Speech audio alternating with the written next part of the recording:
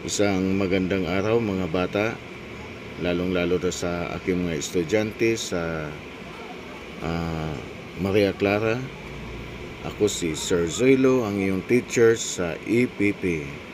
So ngayon ay araw na Lunes, ika-29 ng buwan ng Abril. Okay class, so ito ang inyong mga gawain sa araw na ito.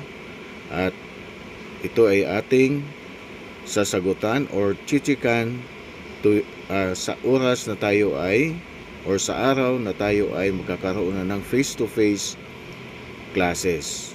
Okay, so panoorin ang video at intindihin, unawaing mabuti at sagutan sa inyong mga notebook ang mga task na nandito sa video ginagawa natin or ginagawa ko para sa inyo. Araw sa iyo, batang maabilidad. Bagong aralin, bagong kaalamang malalasap. Ating alamin ang paggawa ng proyekto na ginagamitan ng elektrisidad, kapaki-pakinabang, madaling gawin, at di kalidad. Alright kids, ang ating paksa ay ating pag-aaralan kung paano ang paggawa ng proyekto na ginagamitan ng elektrisidad. Ang ating most essential learnings, competency o MELC ay nakagagawa ng proyekto na ginagamitan ng elektrisidad. Ngunit bago ang lahat, tayo ay dadako muna sa ating unang pagsubok. Paano to? Buuin ang pinaghalong titik upang makabuo ng tamang salita. Number 1. Kawad ng kuryente na nagdudugtong mula sa pinanggalingan na supply ng kuryente na may saksakan.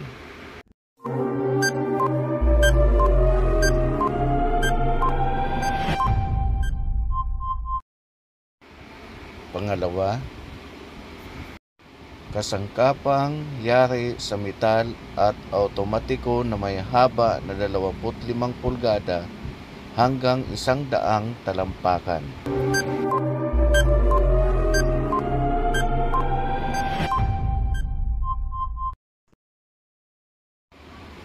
Pangatlo, isang dekuryenteng aparato na may 2 o 3 pin na nakapasok sa isang sakit upang makagawa ng isang koneksyon sa kuryente.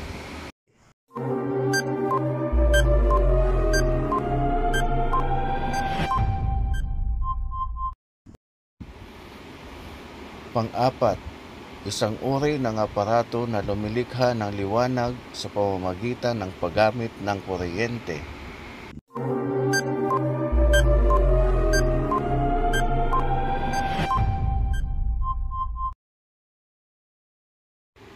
Pang-lima, elektronikong aparato para sa pagbukas o pagsara o pagbabago ng mga koneksyon sa isang circuit.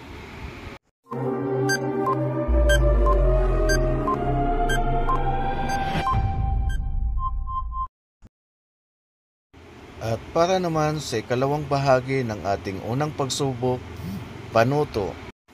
Sa inyong notebook, isulat ang salitang tama kung wasto ang isinasaad ng pangungusap at mali kung hindi. Magsuot ng angkop na kasuotan sa paggawa.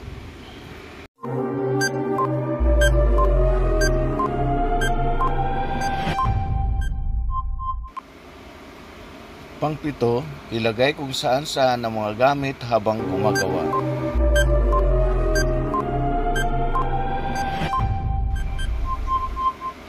Pang-8, iwasang makipaglaro o makipag-usap habang gumagamit ng masilang kagamitan.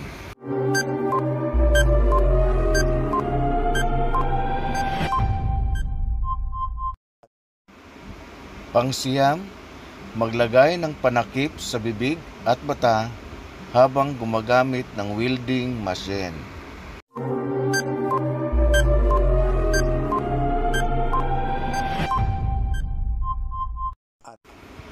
At pang-10, maghugas agad ng kamay pagkatapos gumawa.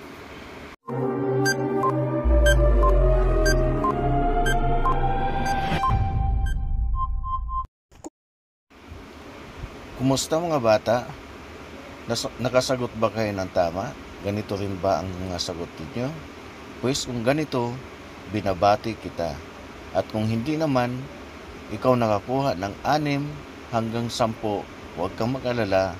Marami pa tayong pagkakataon upang magkaroon pa tayo ng karagdagang mga pagsubok. Okay mga bata, hanggang dito na lang muna tayo sa ating leksyon sa araw na ito, araw ng Lunes, ika-29 ng buwan ng Abril. Okay, ingat-ingat po mga bata, huwag lumabas kung hindi naman kailangan at magdala ng tubig sa tuwing kayo ay lalabas. Paalam!